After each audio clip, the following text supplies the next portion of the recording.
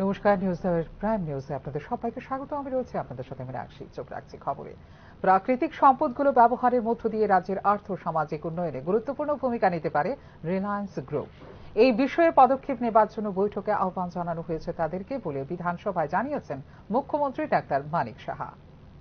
উত্তর পূর্বাঞ্চলের ব্যবসায়িক প্রধান অবধেশ সিং এর নেতৃত্বে রিলায়েন্সের একটি প্রতিনিধি দল গত 22 মার্চ আগরতলা সফর করে বৈঠক করেছেন রাজ্য সরকারের উচ্চপদস্থ কর্মকর্তাদের সঙ্গে। ত্রিপুরায় রিলায়েন্সের বিনিয়োগের সম্ভাবনা নিয়ে আলোচনা হয় বৈঠকে। বিধানসভায় রেফারেন্স পিরিয়ডে বিধায়ক কল্যাণী সাহা রায়ের জনস্বার্থে আনা এক নোটিশের প্রেক্ষিতে একথা জানিয়েছেন মুখ্যমন্ত্রী ডাক্তার মানিক সাহা। রিলায়েন্স গ্রুপ ত্রিপুরার প্রাকৃতিক সম্পদগুলো ব্যবহার করে রাজ্যের উন্নতিতে গুরুত্বপূর্ণ ভূমিকা রাখতে পারে এমন কিছু মূল ক্ষেত্রগুলি বৈঠকে চিহ্নিত করা হয়েছে। এসব ক্ষেত্রের মধ্যে রয়েছে প্রাকৃতিক গ্যাস, বাঁশ, রাবার, কৃষি ও উদ্যানজাত পণ্য, ঔষধি গাছপালা ইত্যাদি। বৈঠকে এছাড়াও দেশের তৃতীয় আন্তর্জাতিক ইন্টারনেট গেটওয়ে এবং রাজ্যের বড় সংখ্যক প্রযুক্তিগত দক্ষ কর্মীর কথা উল্লেখ করা হয়েছে বলে জানিয়েছেন মুখ্যমন্ত্রী doctor Manik Saha. Tripura data centre policy 2021 কে কাজে লাগিয়ে রিলায়েন্স জিওকে আইটি এবং আইটিইএস এর ক্ষেত্রে সুবিধাজনক শর্তে তাদের পরিষেবা সম্প্রসারণ করার জন্য বলা হয়েছে। এছাড়াও আগরতলায় একটি বিপিও কল সেন্টার স্থাপন করার জন্য বলা হয়েছে জানিয়েছেন মুখ্যমন্ত্রী। রাজ্যের ইনোভেশন এবং ইনকিউবেশন পার্ক স্থাপনের জন্য রিলায়েন্স জিওকে তথ্য প্রযুক্তি দপ্তরের সঙ্গে চুক্তি স্বাক্ষর করার জন্য রাজ্য সরকারের পক্ষ থেকে আহ্বান জানানো হয়েছে বলেও এদিন জানিয়েছেন মুখ্যমন্ত্রী। রিলায়েন্স ইন্ডাস্ট্রিজ যেহেতু বিশ্বের অন্যতম শীর্ষ শক্তি উৎপাদন কোম্পানি, তাই রাজ্যে প্রায় 560 এমএমটি হাইড্রোকার্বন সম্পদ অনুসন্ধান এবং উৎপাদনে অংশগ্রহণের জন্য আমন্ত্রণ জানানো হয়েছে তাদের। এছাড়াও ত্রিপুরায় একটি ইউরিয়া সার উৎপাদন ইউনিট স্থাপনের জন্য রিলায়েন্সকে উৎসাহিত করা হয়েছে। রিলায়েন্স প্রতিনিধি দলের সঙ্গে বৈঠকে রাজ্য সরকারের পক্ষ থেকে বাঁশ সম্পদ থেকে এথানল উৎপাদন, ইকো ট্যুরিজম এবং বন্যপ্রাণী সংরক্ষণ, রাবার কাঠ প্রক্রিয়াকরণ, কৃষি এবং উদ্যানজাত পণ্য, হস্ততাঁত ও হস্তকারু ইত্যাদি ক্ষেত্রে রিলায়েন্সকে বিনিয়োগ করার জন্য আহ্বান জানানো হয়েছে বিধানসভায় জানিয়েছেন মুখ্যমন্ত্রী। এই বিনিয়োগের সুযোগগুলো বাস্তবায়নের জন্য রিলায়েন্স গ্রুপের উপযুক্ত কর্মকর্তা প্রতিনিধি দল রাজ্যে আসবে বলেও বিধানসভায় জানিয়েছেন মুখ্যমন্ত্রী doctor Manik Saha. Bureau report, news now. মাদক সংক্রান্ত মামলায় গ্রেপ্তার এবং শাস্তির হার বৃদ্ধি করার ক্ষেত্রে উদ্যোগ নেওয়া হয়েছে বলে জানিয়েছেন মুখ্যমন্ত্রী ডাক্তার মানিক সাহা। এক্ষেত্রে চলতি বছরের ফেব্রুয়ারি পর্যন্ত এনডিপিএস আইনে 52টি মামলা এবং এক্ষেত্রে 70 জন দোষী সাব্যস্ত হয়েছে বলে জানিয়েছেন মুখ্যমন্ত্রী ডাক্তার মানিক সাহা। 2023-24 সাল থেকে এখনো পর্যন্ত 1,54,658 কেজি গাঁজা, 5,82,100 বোতল অবৈধ কফ সিরাপ, 25,62,651টি ট্যাবলেট, 2,45,00,00,000 টাকার হেরোইন বাজেয়াপ্ত করা হয়েছে জানিয়েছেন মুখ্যমন্ত্রী ডাক্তার মানিক সাহা। মাদকের বিরুদ্ধে যুদ্ধ জারি রেখেছে রাজ্য সরকার। 2023-24 সাল থেকে এখনো পর্যন্ত 1,54,658 কেজি গাঁজা, 5,82,100 বোতল অবৈধ কফ সিরাপ, 25,62,651টি ট্যাবলেট, 2,45,00,000 টাকার হেরোইন বাজেয়াপ্ত করা হয়েছে বলে মঙ্গলবার জানিয়েছেন মুখ্যমন্ত্রী ডাক্তার মানিক সাহা। এখন পর্যন্ত গাঁজা যদি আমরা সিজ করে থাকি, টোটাল এখন পর্যন্ত আমার কাছে যা আছে প্রায় 1,54,658 মানে কেজি। আর কফ সিরাপ আপনি যে কি একটা লিস্ট দিলেন, এই লিস্টের মধ্যে এখন এগুলোও থাকতে পারে। আমি অন্যান্য যে সব ট্যাবলেট ইত্যাদি আসে, কফ সিরাপের বোতল এখন পর্যন্ত দেখা গেছে প্রায় 5,82,100। আমরা সবাই জানি প্রথম কিন্তু এখানে ড্রাগ, একটু প্লিজ আমি বলছি, প্রথমে কিন্তু এই কফ সিরাপ নিয়ে কিন্তু আমরা শুনতাম আগে ফেন্সিডিল বলতাম, মুখে ফেন্সিডিল না, এখন কিন্তু আরো ডেভেলপ করছে না, এইদিকেও ডেভেলপ হচ্ছে। তো এই সংখ্যাটা আমি বলছি মানে সিজ করার বিষয়টা। আরেকটা হচ্ছে ট্যাবলেটের মধ্যে এখন পর্যন্ত 25,62,751 ট্যাবলেট মানে এটাকে বাজেয়াপ্ত করা হয়েছে। আর হিরোইন আছে। এই হিরোইনের মধ্যে এগুলোই এই ইনজেক্টেবল যে হয় না, হিরোইন গুলো নিষিদ্ধ করতে হয়, সেটাও প্রায় এখানে হেরোইন আছে 2,45,91,258। চলতি বছরের ফেব্রুয়ারি মাস পর্যন্ত এনডিপিএস আইনে 52টি মামলা লিপিবদ্ধ হয়েছে, যেখানে 70 জন দোষী সাব্যস্ত হয়েছেন বলে জানিয়েছেন মুখ্যমন্ত্রী ডাক্তার মানিক সাহা। 2022-23 এখনো মানে কেউ এই বিষয়ে ঘরে তো সবই ডেইলি নিউজ পেপারে দেখেন, এনডিপিএস এর কেসে এখনো 2022 থেকে 25-এ আমাদের নাম্বার অফ কেসে 2022-এ 13টা কনভিক্টেড হয়েছে কেস এবং নাম্বার অফ পার্সন কনভিক্টেড হয়েছে 19। 2023-এ নাম্বার অফ কেসে 16 এবং নাম্বার অফ পার্সন কনভিক্টেড হয়েছে 20। 2024-এ নাম্বার অফ কেস হয়েছে 18 আর 26 জন কনভিক্টেড হয়েছে। 2025 থেকে 25 up to February number of cases 5 আর নাম্বার অফ পার্সন কনভিক্টেড। এখন অব্দি টোটাল নাম্বার অফ কেসেস 52 এবং নাম্বার অফ পার্সন কনভিক্টেড 70। চলছে কাজ, নজরদারি চলছে, বাড়বে নিশ্চয়ই আগামী দিন। কেন্দ্রীয় সামাজিক ন্যায় বিচার ও ক্ষমতায়ন মন্ত্রকের নির্দেশ অনুসারে রাজ্য স্তরের মাদক মুক্ত ভারত অভিযান কমিটি গঠন করেছে রাজ্য সরকার। এই কমিটি মাদকাসক্তি মোকাবেলা এবং প্রতিরোধমূলক ব্যবস্থা বাস্তবায়নের জন্য সমাজ কল্যাণ ও সামাজিক শিক্ষা বিভাগ, স্বরাষ্ট্র বিভাগ, শিক্ষা বিভাগ, যুব বিষয়ক ও ক্রীড়া বিভাগ, মাদকদ্রব্য নিয়ন্ত্রণ ব্যুরো, এনজিও এবং জেলা পঞ্চায়েত কমিটি সহ বিভিন্ন রাজ্য বিভাগের সাথে সহযোগিতা করে থাকে। ব্যুরো রিপোর্ট, নিউজ নাও। জাল ওষুধ সংক্রান্ত বিষয়ে সতর্ক রয়েছে রাজ্য সরকার। এ বিষয়ে একটি মামলাও বর্তমানে আদালতের বিচারাধীন বলে জানিয়েছেন মুখ্যমন্ত্রী ডাক্তার মানিক সাহা। রাজ্যে একজন ওষুধ পরিদর্শকের পদ শূন্য রয়েছে এবং জাল ওষুধ সংক্রান্ত একটি মামলা বর্তমানে আদালতে বিচারাধীন বলে মঙ্গলবার বিধানসভায় জানিয়েছেন মুখ্যমন্ত্রী ডাক্তার মানিক সাহা। বাজেট অধিবেশনের 7ম দিনে কংগ্রেস বিধায়ক গোপাল চন্দ্র রায়ের এক প্রশ্নের উত্তরে এই তথ্য দেন মুখ্যমন্ত্রী। বিধানসভায় আলোচনার সময় দেশে নকল ওষুধের বিপজ্জনক পরিস্থিতির বিষয়ে উদ্বেগ প্রকাশ করেন বিরোধী কংগ্রেস দলের বিধায়ক। ইন্ডিয়ান মেডিকেল কাউন্সিলের রিপোর্ট অনুযায়ী দেশে প্রায় 5 লক্ষ কোটি টাকার ওষুধ বিক্রি হয়, যার মধ্যে 3 লক্ষ কোটি টাকার জেনেরিক ওষুধ এবং 2 লক্ষ কোটি টাকার ব্র্যান্ডেড ওষুধ অন্তর্ভুক্ত। চমকপ্রদ বিষয় হলো এর মধ্যে 20,000 কোটি টাকার জাল ব্র্যান্ডেড ওষুধ বাজারে রয়েছে। অন্য একটি রিপোর্টে বলা হয়েছে যে উত্তর পূর্ব ভারতে এই ধরনের নকল ওষুধ ব্যাপকভাবে ছড়িয়ে পড়েছে বলে বিধানসভায় উল্লেখ করেন বিরোধী দলের সদস্য গোপাল চন্দ্র রায়। এক্ষেত্রে সরকার রাজ্যের 8টি জেলা ও 23টি মহকুমায় ওষুধ পরীক্ষাগার স্থাপনের পরিকল্পনা করেছে কিনা এবং ওষুধ পরিদর্শকের সংখ্যা বাড়ানোর কোনো পদক্ষেপ নিয়েছে কিনা এই বিষয়টি জানতে চান বিরোধী দলের বিধায়ক। উত্তরে সরকার বিষয়টি নিবিড় পর্যবেক্ষণে রেখেছে এবং প্রয়োজনীয় পদক্ষেপ নেওয়া হয়েছে বলে বিধানসভায় জানিয়েছেন মুখ্যমন্ত্রী ডাক্তার মানিক সাহা। বর্তমানে রাজ্যে 40 জন পরিদর্শক নিয়মিত নজরদারি চালাচ্ছেন, যাদের মধ্যে 18 জন সরাসরি নিয়োগপ্রাপ্ত এবং 6 জন পদোন্নতি পেয়েছেন। তবে 30 নভেম্বর 2024 তারিখে একজন কর্মকর্তার অবসরের ফলে একটি পদ শূন্য রয়েছে বলে জানিয়েছেন মুখ্যমন্ত্রী।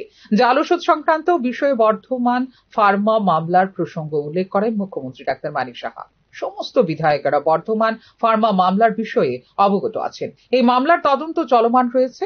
পশ্চিম ত্রিপুরা জেলার বিশেষ আদালতের ড্রাগ ইন্সপেক্টর কৃষ্ণ ভট্টাচার্য মামলাটি দায়ের করেছেন, যার মামলা নম্বর DC-1/20।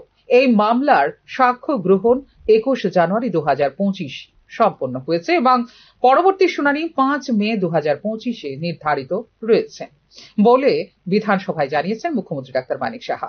সবাই জানেন এর আগেও কমিউনিস্ট জমানাতে বর্তমান ফার্মা নিয়ে বিরাট ঘটনা, সেটা এখনো কিন্তু ইনভেস্টিগেশন চলছে।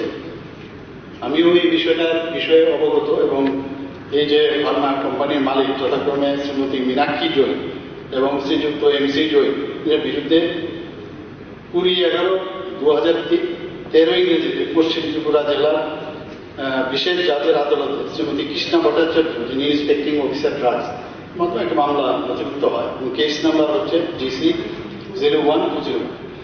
এখন এটা 21/1/2025 তারিখে যারা সম্পন্ন হয়েছে এবং পরবর্তী শুনানি 5/5/2025 হবে।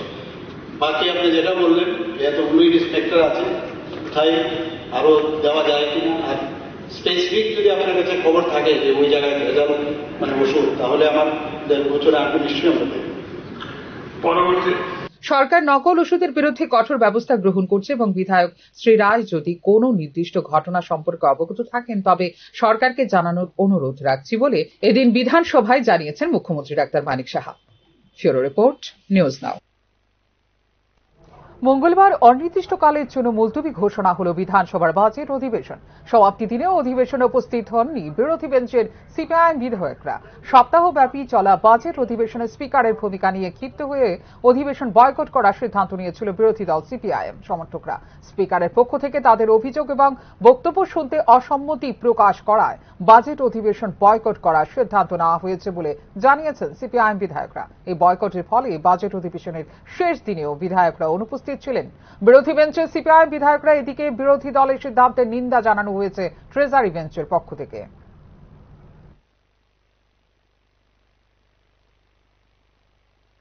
জমির মালিকদের মতো ফ্ল্যাটের মালিকদেরও প্রপার্টি কার্ড দেবার বিষয়টি নিয়ে উদ্যোগ নেওয়া হয়েছে বলে মঙ্গলবার বিধানসভার প্রশ্নোত্তর পর্বে জানিয়েছেন মুখ্যমন্ত্রী ডাক্তার মানিক সাহা। ফ্ল্যাট মালিকদের প্রপার্টি কার্ড দেওয়ার জন্য ইতিমধ্যেই পদক্ষেপ নেওয়া হয়েছে বলে জানিয়েছেন মুখ্যমন্ত্রী ডাক্তার মানিক সাহা। দেশের 152টি শহরে নকশা প্রকল্প চালু করেছে কেন্দ্রীয় সরকার। এক্ষেত্রে এই প্রকল্পে কাজ শুরু হয়েছে শহর আগরতলায়ও। নকশা প্রকল্পে জমির বিস্তারিত তথ্য বিবরণ পঞ্জীকৃত হবার পরই ফ্ল্যাটের মালিকদেরও প্রপার্টি কার্ড দেওয়া হবে বলে এদিন বিধানসভায় জানিয়েছেন মুখ্যমন্ত্রী। প্রয়োজনীয় বিষয় তো আমার মাননীয় মুখ্যমন্ত্রীর কাছে আবেদন থাকে সরকারের কাছে, যাতে যারা ফ্ল্যাটের আগরতলা শহর বা রাজ্যের বিভিন্ন জায়গায় যারা ফ্ল্যাটের মালিক আছেন তাদের জমি নিরাপত্তা এবং তাদের অধিকার রক্ষার ক্ষেত্রে আমাদের 1960 যে ক্রিয়া আইনটাকে সংশোধন করে যত দ্রুত সম্ভব ব্যবস্থা গ্রহণ করে। ধন্যবাদ। মাননীয় অধ্যক্ষ মহোদয়, এই যে সমস্যাটা, এই সমস্যার সমাধানের জন্য ভারত সরকার সম্প্রতি 152টি যে নির্বাচিত শহর সেখানে পাইলট প্রকল্প হিসেবে নকশা নামে একটা প্রকল্প শুরু করেছে। মতিনগরে কাঁটাতারের ওপারে বসবাসকারীরা ব্যবহার করছেন বিদ্যুতের হুক লাইন। কাঁটাতারের ওপারে বসবাসকারী 75 পরিবারের মধ্যে 60% ব্যবহার করছেন হুক লাইন বলে মঙ্গলবার বিধানসভায় জানিয়েছেন মুখ্যমন্ত্রী ডাক্তার মানিক সাহা। শুধু তাই নয়, এই সকল পরিবারগুলোর মধ্যে 20% প্রদান করেন না কোনো বিদ্যুতের বিল। সার্বিক পরিস্থিতি বিবেচনা করে বিদ্যুৎ পরিষেবা বিচ্ছিন্ন রাখা হয়েছে মতিনগরে কাঁটাতারের ওপারে বসবাসরত সংশ্লিষ্ট পরিবারগুলিতে বলে জানিয়েছেন মুখ্যমন্ত্রী। এই যে আউট অফ 75 হাউসহোল্ড, তার মধ্যে 31টা ফ্যামিলি তারা ইলেকট্রিক কানেকশনের জন্য অ্যাপ্লাই করেছিল, whereas 44 household are using hook line for electricity. এই 75 হাউসহোল্ড ফ্যামিলি। আর আউট অফ এই যে 31 জন যারা who apply for electric connection, 17 of them are paying electric. তার 17 জন দেয় রেগুলার। আর রিমেনিং যারা 17 আছে তারা, মানে 14 জন আছে, তারা কোনো ইলেকট্রিক বিল দেয়। That means 60% of them are using hook line and 20% are paying regular electric bill and rest 20% are not paying. As per information received from the BSF and Customs, the Motinagar area lies between border pillar number 232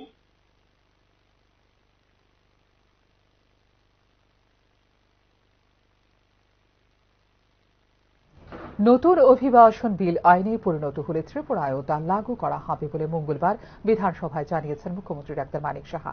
এক্ষেত্রে অনুপ্রবেশ রোধে আইনি ব্যবস্থা এবং শাস্তি বিধান আরও সুসংহত হবে বলে জানিয়েছেন মুখ্যমন্ত্রী। নতুন অভিবাসন বিল লোকসভায় পাশ করেছে কেন্দ্রীয় সরকার। বিলটির এখন আইনে পরিণত হওয়া সময়ের অপেক্ষা মাত্র। নতুন এই অভিবাসন বিল আইনে পরিণত হলে ত্রিপুরায়ও তা বলবৎ করা হবে বলে মঙ্গলবার বিধানসভায় জানিয়েছেন মুখ্যমন্ত্রী ডক্টর মানিক সাহা। নতুন এই অভিবাসন আইন বলবৎ হলে অনুপ্রবেশ রোধে আইনি ব্যবস্থা এবং শাস্তি বিধান আরও সুসংহত হবে বলেও জানিয়েছেন মুখ্যমন্ত্রী ডক্টর মানিক সাহা। স্থানীয় সন্ধান পত্রিকায় 14 মার্চ 2025 ইংরেজিতে একটা সংবাদ প্রকাশ হয়েছিল। সেটা অনুপ্রবেশ রুখতে করা অভিবাসন আইন মোদী সরকারের। এই বিষয়ে এখানে রেফারেন্স পিরিয়ডে সম্পর্কে জানতে চেয়েছেন আমাদের মাননীয় বিধায়ক রঞ্জিত বর্মা। এটা কেন্দ্রীয় সরকারের একটা প্রস্তাবিত বিল হয়েছে, সংসদে এখনো সেটা আছে এবং এক গ্রুপে কিন্তু এখনো পাস হয়নি। কাজে বিলটা যখন অ্যাক্ট হিসাবে পাস হবে তখন নিশ্চয়ই আমাদের ত্রিপুরাতেও সেই আইন আমরা বলবৎ করব এবং মেইন যে উদ্দেশ্য হচ্ছে এটা হচ্ছে অনুপ্রবেশ রোখার জন্য এবং অবৈধ যারা অনুপ্রবেশ তাদের বিরুদ্ধে ব্যবস্থা নেয়। রাজ্যে মানব পাচার এবং অনুপ্রবেশ রোধে বলবৎ রয়েছে ইন্ডিয়ান পাসপোর্ট অ্যাক্ট এবং ফরেন অ্যাক্ট। এই দুই আইনের অধীনে 2022 সালে 112টি মামলা, 2023 সালে 303টি মামলা এবং 2024 সালে 327টি মামলা দায়ের করা হয়েছে বলে জানিয়েছেন মুখ্যমন্ত্রী ডক্টর মানিক সাহা। রাজ্যে বাংলাদেশে অনুপ্রবেশ রোধে ত্রিপুরা বাংলাদেশ আন্তর্জাতিক সীমান্তের উন্মুক্ত অংশে পেট্রোলিং ব্যবস্থা জোরদার করা হয়েছে বলেও এদিন জানিয়েছেন মুখ্যমন্ত্রী ডক্টর মানিক সাহা।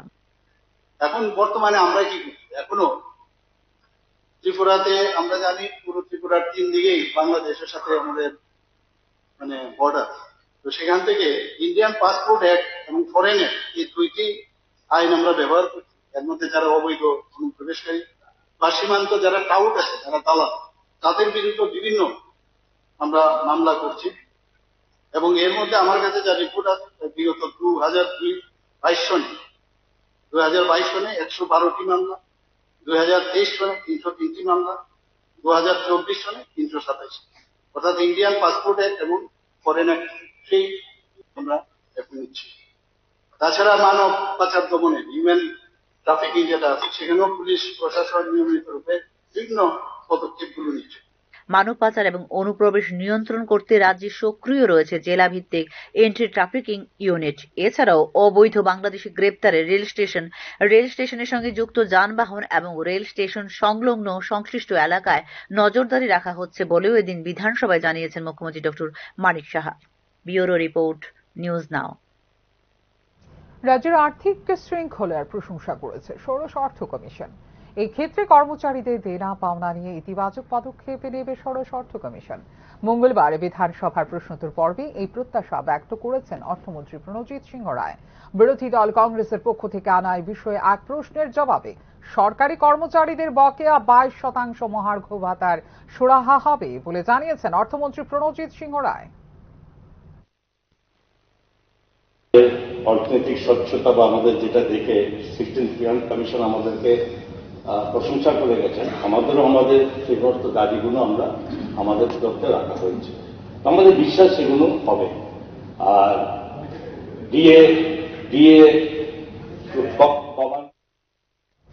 এডিসির 1387টি বিদ্যালয়ের শিক্ষকের মোট পরিসংখ্যান 3913 বলে বিধানসভায় জানিয়েছেন মুখ্যমন্ত্রী ডাক্তার মানিক সাহা। স্কুলগুলিতে শিক্ষকদের রিঅর্গানাইজ প্রয়োজন বলে এদিন জানিয়েছেন মুখ্যমন্ত্রী। ত্রিপুরা উপজাতি স্বশাসিত জেলা পরিষদের অন্তর্ভুক্ত মোট 1387টি স্কুলে ছাত্রদের পরিসংখ্যান 30,273। এক্ষেত্রে শিক্ষকের সংখ্যা রয়েছে মোট 3,913। তাদের মধ্যে 709 জন শিক্ষক ডেপুটেশনে। ডিটিএডিসির প্রতি বিদ্যালয়ে ছাত্র শিক্ষকের অনুপাত 9.1। মঙ্গলবার বিধানসভার অধিবেশনে জানিয়েছেন মুখ্যমন্ত্রী ডক্টর মানিক সাহা। বিষয়বস্তুটি হল 23/3/2025 তারিখে এডিসি স্কুলগুলিতে ছাত্র সংকট চরম আকারে। দৈনিক সংবাদ পত্রিকা প্রকাশিত সংবাদ সম্পর্কে। মাননীয় অধ্যক্ষ মহোদয়, মাননীয় বিধায়ক শ্রী পাঠানো জমাতিয়ার যে রেফারেন্স দিও এডিসি স্কুলগুলোতে ছাত্র সংকট চরম আকারে দৈনিক সংবাদ পত্রিকায় প্রকাশিত হয়েছে। ত্রিপুরা স্বশাসিত জেলা পরিষদ টিটিএডিসি থেকে যে রিপোর্ট আমার কাছে এখন অব্দি দেওয়া হয়েছে সেখানে বলা হয়েছে প্রাথমিক বিদ্যালয়ের সংখ্যা এডিসি পরিচালিত পরিষদে 1387 এবং সেখানে ছাত্র সংখ্যা প্রায় 30,273। শিক্ষকের মোট সংখ্যা 3,504। টিটিএডিসি স্কুলের শিক্ষক স্বল্পতা দূরীকরণের জন্য বুনিয়াদী শিক্ষা অধিকার থেকে এখন পর্যন্ত পর্যাপ্ত সংখ্যক আমাদের ত্রিপুরা সরকারের তরফে অর্থাৎ আমাদের এডুকেশন ডিপার্টমেন্ট থেকে ডেপুটেশন দেওয়া হয়েছে এবং বর্তমানে ডেপুটেশনে এখানে শিক্ষকদের সংখ্যা 709। তাছাড়া 223 জন যারা এসএসএ কন্ট্রাক্ট টিচার আছে তাদের সেখানে স্কুলগুলিতে দেওয়া হয়েছে।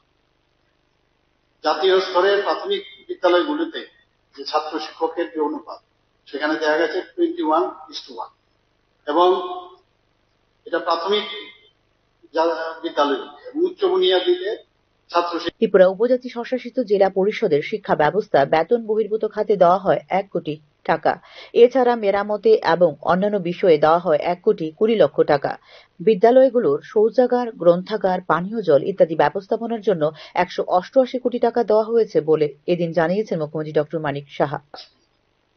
2022 সালে ভারতের জন্মহার ছিল প্রতি 1000 জনে 17.163 জন, যা 2021 সালের তুলনায় 1.23% হ্রাস পেয়েছে। ত্রিপুরার ক্ষেত্রে সর্বশেষ প্রাপ্ত যে তথ্য, সেখানে দেখা যায় 2019 সালে প্রতি হাজারে যেখানে 12.8 ছিল জন্মের হার, সেটা 2020 সালে কমে 12.6 হয়েছে। টিটিএডিসি এলাকায় পরিচালিত শিক্ষা প্রতিষ্ঠানগুলো মেরামতি, তারপর আসবাবপত্র ক্রয় করা, কন্টিজেন্সি ইত্যাদি বাবদ খরচ করার জন্য বেতন বহির্ভূত খাতেও আনুমানিক প্রায় 1 কোটি দেওয়া হয়। 24-25 অর্থ বছরে টিটিএডিসি পরিচালিত শিক্ষা প্রতিষ্ঠানগুলোতে মেরামতির জন্য সেখানে 1 কোটি 20 লক্ষ টাকা দেওয়া হয়। এছাড়াও গ্রামীণ এলাকায় বিদ্যালয়গুলোর পরিকাঠামো সুদৃঢ়করণের জন্য অতিরিক্ত শ্রেণীকক্ষ, ছাত্রীদের শৌচাগার, বিশেষ চাহিদা সম্পন্ন শিশুদের জন্য শৌচাগার, র্যাম্প, আসবাবপত্র, গ্রন্থাগার কক্ষ, পানীয় জলের সুবিধা, কম্পিউটার কক্ষ, বিজ্ঞান ও জীববিজ্ঞান বিদ্যার গবেষণাগার, পরীক্ষাগারের সরঞ্জাম, ক্ষুদ্র বৃহৎ মেরামত ইত্যাদির কাজে ব্যাপকভাবে চলছে, যার জন্য এখন পর্যন্ত প্রায় 188 কোটি টাকা ব্যয় করা হয়।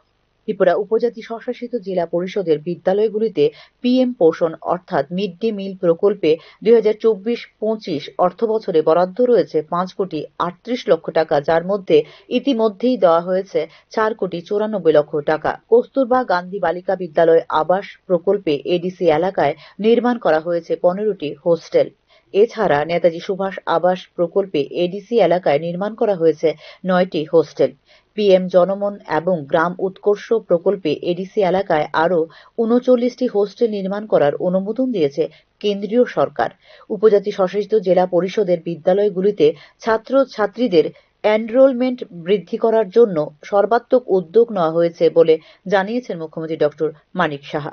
Bureau report, news now. বিধানসভায় বাজেট অধিবেশনের 7ম দিনে বিধায়ক অশোক চন্দ্র মিত্রের ডাক্তার ও নার্স নিয়োগ সংক্রান্ত প্রশ্নের উত্তরে গুরুত্বপূর্ণ তথ্য তুলে ধরেন স্বাস্থ্যমন্ত্রী তথা মুখ্যমন্ত্রী ডাক্তার মানিক সাহা। 2025-26 অর্থ বছরে স্বাস্থ্য ও পরিবার কল্যাণ দপ্তরের অধীনে বিভিন্ন চিকিৎসক ও নার্স নিয়োগের পরিকল্পনা গ্রহণ করা হয়েছে এবং এই প্রক্রিয়া বর্তমানে টিপিএসসির আওতাধীন রয়েছে বলে জানিয়েছেন মুখ্যমন্ত্রী। স্বাস্থ্যমন্ত্রীর দেওয়া তথ্য অনুযায়ী মেডিকেল অফিসার, আয়ুর্বেদ, টিএএস এর 4র্থ শ্রেণীর 13টি পদ পূরণের উদ্যোগ ইতিমধ্যে নেওয়া হয়েছে এবং এই নিয়োগ প্রক্রিয়া বর্তমানে চলমান বলে জানিয়েছেন মুখ্যমন্ত্রী। পাশাপাশি টিডিএস এর মেডিকেল অফিসার ডেন্টাল গ্রেড 4 এর 6টি শূন্য পদ পূরণের প্রক্রিয়াও চালু রয়েছে বলে জানিয়েছেন মুখ্যমন্ত্রী। রাজ্য স্বাস্থ্য দপ্তরের নার্সিং অফিসারের 332টি শূন্য পদ পূরণের প্রশাসনিক কার্যক্রম চলছে। এছাড়া আরও 100টি নতুন শূন্যপদ সৃষ্টি ও পূরণের জন্য দপ্তর উদ্যোগ নিয়েছে বলে জানিয়েছেন মুখ্যমন্ত্রী ডাক্তার মানিক সাহা। 2025-26 অর্থ বছরের মধ্যে এই সমস্ত পদে নিয়োগ সম্পন্ন হবে বলে আশা প্রকাশ করেছেন মুখ্যমন্ত্রী ডাক্তার মানিক সাহা। এই নিয়োগ প্রক্রিয়ার মাধ্যমে স্বাস্থ্য পরিষেবার মান উন্নয়ন ও চিকিৎসা খাতের জনবল সংকট মোকাবেলার আশা করছে সরকার।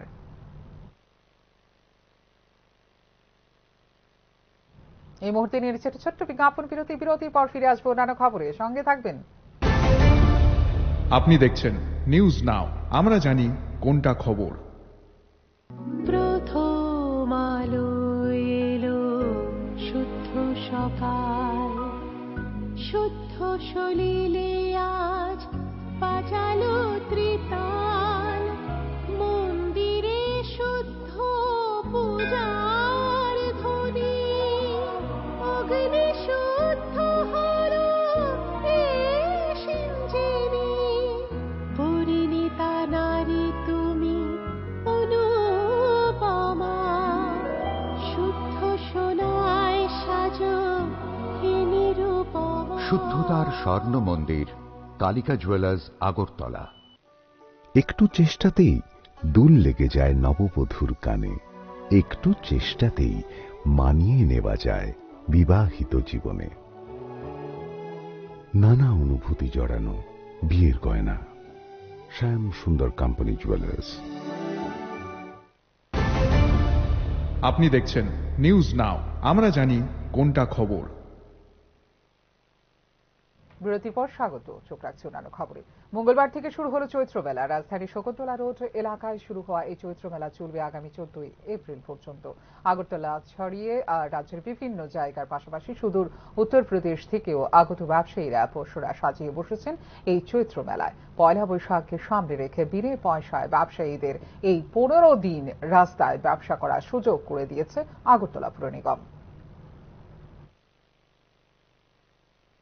আশা তো অনেক আছে দাদা, কিন্তু ভাগ্যে কি আছে না আছে বলতে পারছি না।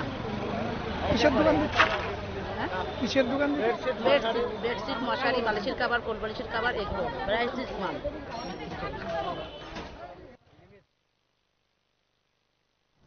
অসুখ সারাতে পকেট ফাঁকা সাধারণ মানুষের। এক ধাক্কায় 784টি ওষুধের দাম বৃদ্ধি করল কেন্দ্রীয় সরকার। মঙ্গলবার থেকে কার্যকর হলো ওষুধের বর্ধিত দাম। এবার এক ধাক্কায় দাম বাড়ল জীবনদায়ী ওষুধের। মঙ্গলবার 1 এপ্রিল থেকে দেশ জুড়ে কার্যকর হলো বর্ধিত দাম। দাম বাড়ছে জ্বর থেকে রক্তরোগ, হৃদরোগ থেকে কিডনি সংক্রান্ত অসুখের ঔষধের। বাদ পড়ছে না স্ট্যান্টও। এমনিতেই ওষুধের দাম মধ্যবিত্তের নাগালের বাইরে চলে যাচ্ছে। এমন পরিস্থিতিতে এক ধাক্কায় 784টি ওষুধের পাইকারি বাজারে দাম বৃদ্ধির ফলে দেশের গরিব ও মধ্যবিত্তদের নাগালের আরও বাইরে বেরিয়ে গেল চিকিৎসা ব্যবস্থা। যেসব ওষুধের দাম বাড়ল তার মধ্যে রয়েছে প্রায় সব ধরনের রক্তচাপ, কিডনি, রক্তের বিভিন্ন রোগ যেমন হিমোফিলিয়া, সিকেল সেল, রক্ত পাতলা করা, রক্ত জমাট বাঁধার ওষুধ। পাশাপাশি cholesterol, insulin, diarrhoea, gastro, stroke, পক্ষাঘাত, ব্যথানাশকের পাশাপাশি জ্বরের ওষুধও রয়েছে দাম বৃদ্ধির তালিকায়। ওষুধের স্ট্রিপ বা পাতা নয়, প্রতিটি ট্যাবলেট অথবা ক্যাপসুলের দাম বৃদ্ধি করল কেন্দ্রীয় সরকার। শুধু যে ওষুধের দাম ঊর্ধ্বমুখী হয়েছে তা নয়, দাম বাড়ছে স্ট্যান্ট সহ বিভিন্ন কার্ডিয়াক সার্জারি সামগ্রীরও। দাম বেড়েছে করোনারি স্ট্যান্টের, কারণ স্ট্যান্টকে ওষুধ হিসেবে দেওয়া হয়েছে মান্যতা। বেয়ার মেটাল এবং ড্রাগ ইলিউটিং দু ধরনের স্ট্যান্টের দাম বৃদ্ধি হল 1.74%। ফলে বেয়ার মেটাল স্ট্যান্ট সর্বোচ্চ দাম 10,693 টাকা এবং ড্রাগ ইলিউটিং স্ট্যান্টের সর্বোচ্চ দাম হয়েছে 38,933 টাকা। যে 748টি ওষুধের দাম বাড়ল, সেক্ষেত্রে কেন্দ্রীয় ওষুধের দাম নিয়ন্ত্রক সংস্থা বা সেন্ট্রাল ড্রাগ প্রাইস কন্ট্রোল কোনো হস্তক্ষেপ করতে পারবে না, যা অত্যন্ত গুরুত্বপূর্ণ বিষয়। আগামী 2 মাসের মধ্যে পুরনো স্টক শেষ হবে, ফলে জুন থেকে গোটা দেশেই নতুন দামে বিক্রি হবে এই সকল জীবনদায়ী ঔষধ। ব্যুরো রিপোর্ট, নিউজ নাও।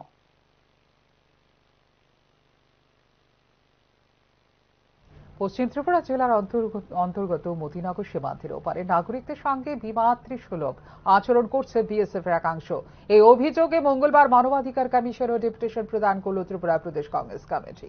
নিত্যদিনের জীবনযাত্রার পাশাপাশি সংশ্লিষ্ট পরিবারগুলোর অভ্যন্তরীণ বিষয় নির্ধারণ করে দিচ্ছে বিএসএফ এর একাংশ, যা মানবাধিকার লঙ্ঘনের শামিল বলে জানিয়েছে ত্রিপুরা উপদেশ কংগ্রেস কমিটি। প্রদেশ কংগ্রেস কমিটি পরিবারগুলিকে অনৈতিকভাবে উচ্ছেদের উদ্দেশ্যে বিদ্যুৎ সংযোগ ছিন্ন করার মতো পদক্ষেপ নেওয়া হয়েছে বলেও অভিযোগ করে ত্রিপুরা প্রদেশ কংগ্রেস। খাবার ব্যবহার করবে, কি কতটা সাবান কতদিনে ব্যবহার করবে, এ সবই নির্ধারিত করে দিচ্ছে বিএসএফ এর একটা অংশ। এর অন্যথা হলে, এর অন্যরকম হলে তাদেরকে চিহ্নিত করা হচ্ছে পাচারকারী হিসাবে। এই বিষয়গুলি যে চলছে, এটা শুধু এখনকার মতো এই মুহূর্তে সংবাদ এই পর্যন্ত। অন্যান্য আপডেটস দেখার জন্য অবশ্যই নজর রাখতে হবে নিউজ নাওর পর্দায়। নমস্কার, শুভরাত্রি।